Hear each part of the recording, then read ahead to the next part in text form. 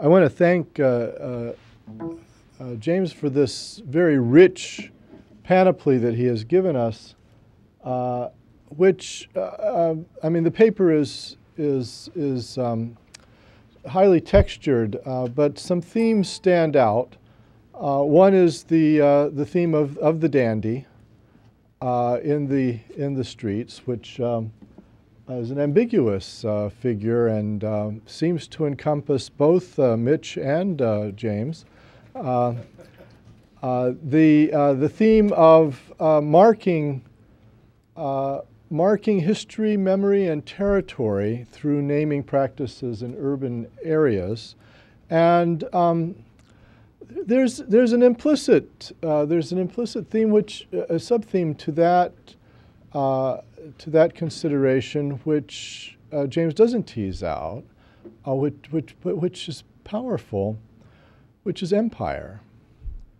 And it seems clear that what is actually being negotiated with regard to Eisenhower and Reagan, and James sort of hints at this with regard to Eisenhower, is that this naming of streets and plazas in Europe for American presidents is an incorporation into empire.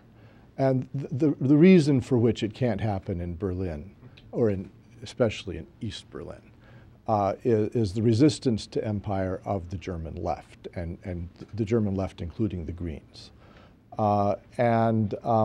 That's why we hear about Nicaragua all of a sudden.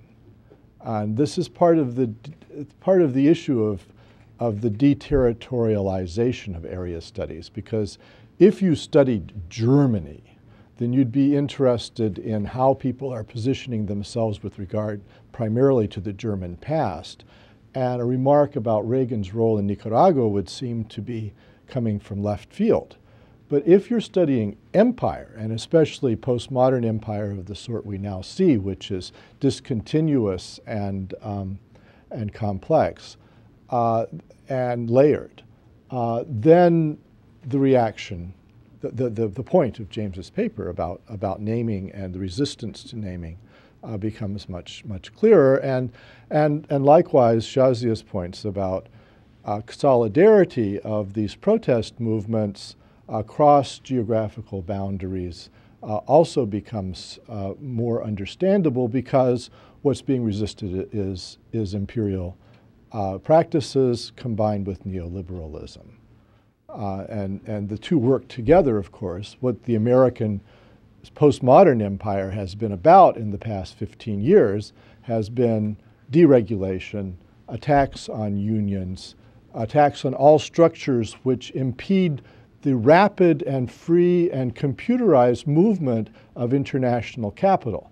And this deregulation and this attempt to have capital flow without constraint caused both the 1997 and the 2008 financial collapses. That is to say, those practices are good for arbitrageurs, bad for everybody else, and it is the everybody else that's protesting in Tahrir Square and Occupy Wall Street.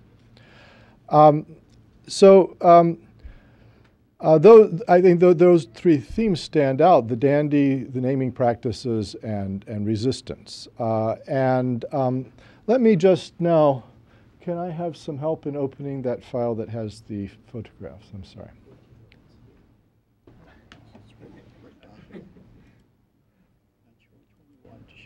I want to show, can I do them as a slideshow? Yeah, just the images. Highlight all three of them. Highlight, there's six. Oh, highlight all of them. Highlight all of them, he's saying. Slideshow. Okay, this should work. Yeah, right. Okay, great, thank you. So I'm going to show some graffiti, because graffiti, it seems to me, also is related to these naming practices. And graffiti is very interesting in Cairo today. I spent much of the summer in Cairo and took a lot of pictures of graffiti. These are not my own pictures. These are from the web. But graffiti intermediate between more permanent naming practices like naming streets and poster art. So I saw a lot of posters in Tunis and Cairo that were already deteriorating. They'd been torn down or weathered or something had happened to them, and so you could only read half of the poster, and you could already see the memory and the immediacy of the revolutionary events crumbling before your eyes. But graffiti are slightly more permanent. They won't last forever either, but they're stenciled onto walls with more indelible materials. The posters, also placards, banners, those are ephemeral. And in fact, I took a lot of pictures of those in Tahrir Square this summer, and the military came in and tore them down towards the end of my stay there. They're just completely destroyed, so I was very happy I had a record of them. But this is a protest piece of graffiti in Tahrir Square, which is protesting against remarks by Salafi Muslims, the more kind of hardline patriarchal fundamentalist group, about women staying out of Tahrir Square. And so the graffiti artist has protested by showing the Statue of Liberty in a veil. And what's interesting here is the lack of irony. The Statue of Liberty is being deployed by an Egyptian in exactly the same way an American would deploy it. That is to say, it is the symbol of liberty, and being veiled is detracting from its liberty. So the lack of irony there, the appropriation, the direct appropriation of this symbol is interesting. This is Snow White with a Kalashnikov, and I think that's a very rich image in the sense that Joseph Nye has talked about American soft power. Soft power is an adjunct to empire. And there's nothing more illustrative of American soft power than the Disney Corporation, which is an adjunct to neoliberal empire in the world. And this artist has subverted that neoliberal Disney soft power adjunct to empire by turning Snow White into a revolutionary. This piece of graffiti is significant because of the reference to new media and messaging.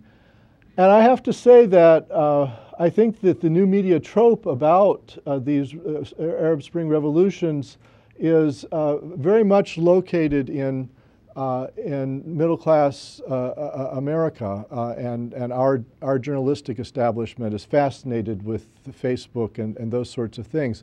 I talked to activists in Egypt and Tunisia, and they didn't think it was all that important. They said not very many people are wired. I think 1% of Egyptians use Twitter. And they said what was really important was shouting slogans, that people would come on their balconies. And of course, Cairo is a very dense and organic urban environment.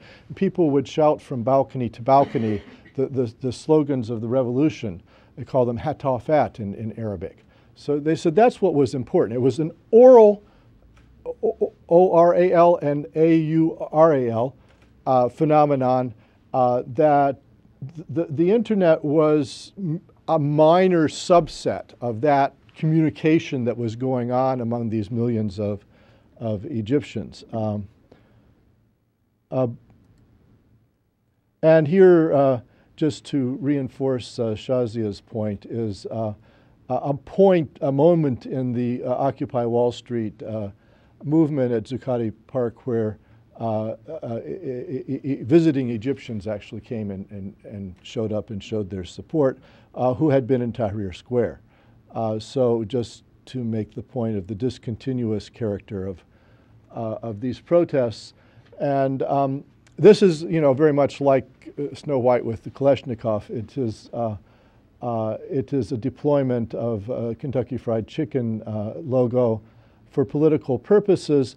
And this is again, a slam at neoliberalism, because Egypt under the Nasser socialism had excluded these kinds of franchises, but they flooded in under Sadat and after.